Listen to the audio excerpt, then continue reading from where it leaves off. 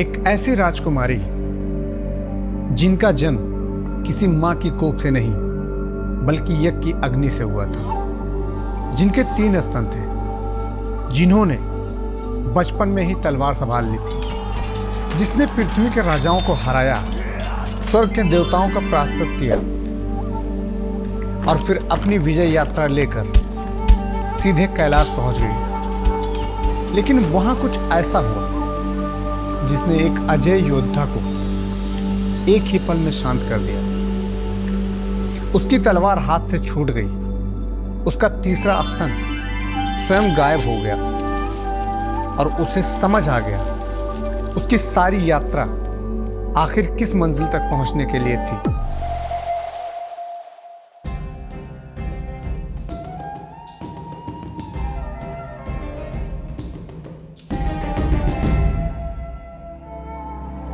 ये कहानी है देवी मीनाक्षी की, जो सिर्फ शक्ति की नहीं, कर्तव्य, प्रेम और न्याय का भी सबसे बड़ा प्रतीक है। बहुत समय पहले दक्षिण भारत के प्राचीन नगर मदुरै पर राजा मलध्वज पांड्य का शासन था। उनके राज्य में किसी चीज की कमी नहीं थी, प्रजा सुखी थी, राज स्मृत था।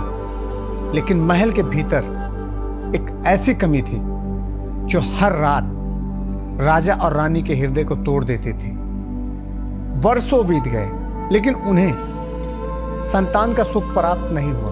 अंत में दोनों ने निश्चय किया, हम एक महायज्ञ करेंगे, भगवान हमारी पुकार जरूर सुनेंगे। यज्ञ का आरंभ हुआ। ऋषि मुनियों के मंत्रों से पूरा वातावरण गूंज उठा। कई घंटों तक अनुष्ठान चलता रहा।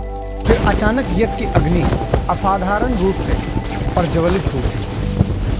अग्नि की लपटों के बीच एक 3 वर्ष की दिव्य कन्या प्रकट हुई। राजा और रानी की खुशी का ठिकाना नहीं था, लेकिन थोड़ी ही देर बाद वो हैरान रह गए ये देखकर कि वो कन्या साधारण नहीं, उसके 3 स्तन थे।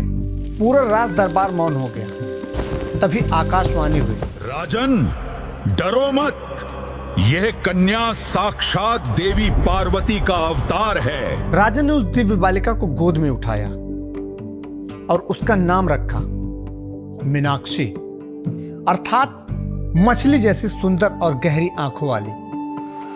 लेकिन उसकी आंखों की सुंदरता से कहीं अधिक अद्भुत था उसका व्यक्तित्व। बचपन से ही उसमें असाधारण साहस दिखाई देता था। जहां अन्य राजकुमारियां महल में नृत्य और संगीत सीखती थीं, वहीं मीनाक्षी तलवार, धनुष, युद्ध नीति और राज संचालन का अभ्यास करती थी। उनके भीतर एक योद्धा का हृदय था और देवी की करुणा। फिर समय बीता और राजा मलध्वज वृद्ध हो गए। अपने अंतिम समय में उन्होंने राज की बागडोर मीनाक्षी को सौंप दी। लेकिन मीनाक्षी केवल सिंहासन पर बैठने वाली रानी नहीं थी। उन्होंने निश्चय किया कि वे अपने साम्राज्य को चारों दिशाओं में फैलाएंगी। विशाल सेना के साथ उन्होंने दिग्विजय की यात्रा आरंभ की। एक एक करके सभी राजाओं ने उनके सामने हथियार डाल दिए।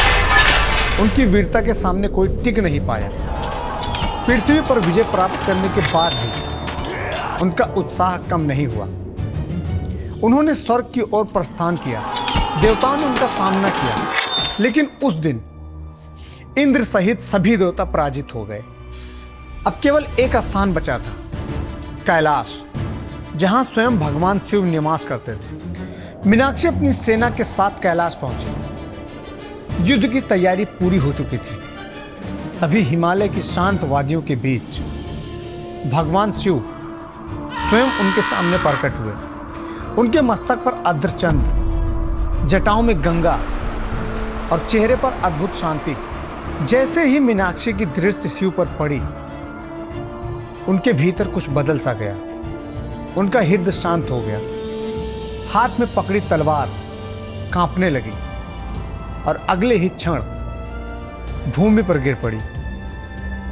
उसी पल उनका तीसरा स्तन स्वयं गायब हो गया। वर्षों पहले से हुई आकाशवाणी सत्य सिद्ध हो चुकी थी। तभी उन्हें एहसास हुआ कि वो केवल मदुरै की रानी नहीं, बल्कि स्वयं देवी पार्वती का अवतार है। और उनके सामने खड़े हैं उनके आराध्य, उनके अर्धांग भगवान शिव। शिव मुस्कुराए और बोले, मैं तुम्हारा इंतजार कर रहा था। ये कोई साधारण मिलन नहीं था, ये दो आत्माओं का पुनर्मिलन था जो युगों से एक दूसरे के लिए बनी थी।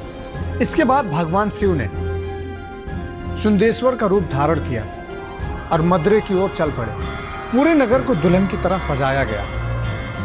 ये केवल एक विवाह नहीं था, बल्कि देवताओं, ऋषियों और समस्त ब्रह्मांड का सबसे भव्य उत्सव था। ब्रह्मा स्वयं यज्ञ के आचार्य बने, देवताओं ने आकाश से पुष्प वर्षा की, गंधर्वों ने गीत गाए और अप्सराओं ने नृत्य किया।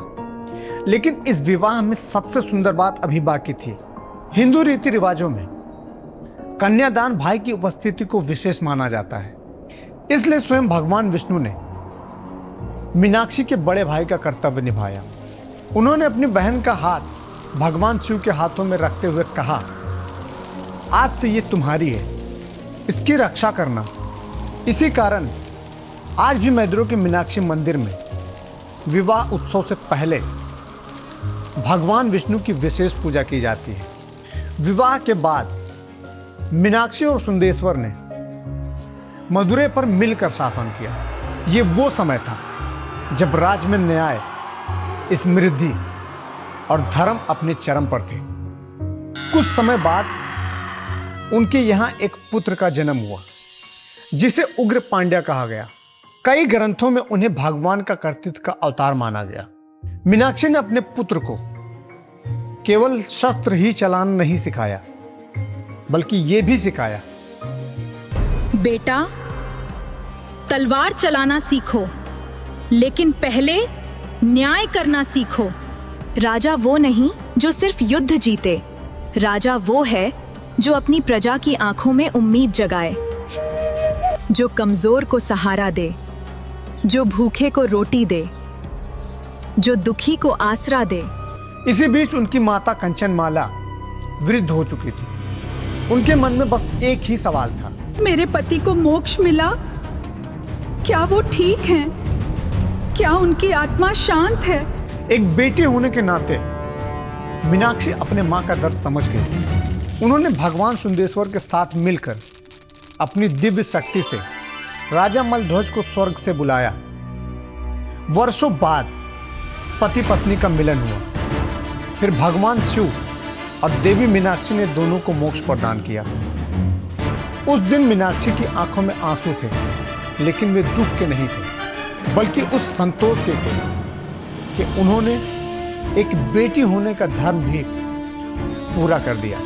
यही कारण है कि देवी मीनाक्षी केवल युद्ध की देवी नहीं मानी जाती। वे हमें सिखाती हैं कि शक्ति का अर्थ केवल विजय प्राप्त करना नहीं है। सच्ची शक्ति वो है जो न्याय करना जानती है, जो प्रेम को स्वीकार करना जानती है, जो अपने परिवार, अपने राज्य और अपने कर्तव्य के प्रति सम्मान रूप से समर्पित रहे। आज भी तमिलनाडु के मदुरै स्थित मीनाक्षी अमन मंदिर में हर वर्ष उनका दिव्य विवाह मीनाक्षी तरु कल्याणम के रूप में बड़े उत्साह से मनाया जाता है। लाखों श्रद्धालु इस उत्सव में शामिल होते हैं, क्योंकि उनके लिए ये केवल एक धार्मिक परंपरा नहीं है, बल्कि ये सत्य का उत्सव है कि जब शक्ति और शिव का मिलन होता है, तभी सृष्टि में संतुलन स्थापित होता है। देवी मीनाक्षी की ये कथा हमें याद दिलाती है कि जीवन में चाहे हम कितनी भी ऊंचाइयां क्यों ना प्राप्त कर लें, हमारी सबसे बड़ी जीत तब होती है जब हम अपने वास्तविक रूप को पहचान लेते हैं। शक्ति और प्रेम, साहस और करुणा, नेतृत्व और विनम्रता, जब ये सभी एक साथ किसी व्यक्ति में आ जाए, तभी वो वास्तव में दिव्यता को प्राप्त करता है। शायद यही कारण है कि हजारों वर्षों बाद भी मदुरै की गलियों में आज भी एक ही स्वर गूंजता है, जय मां मीनाक्षी।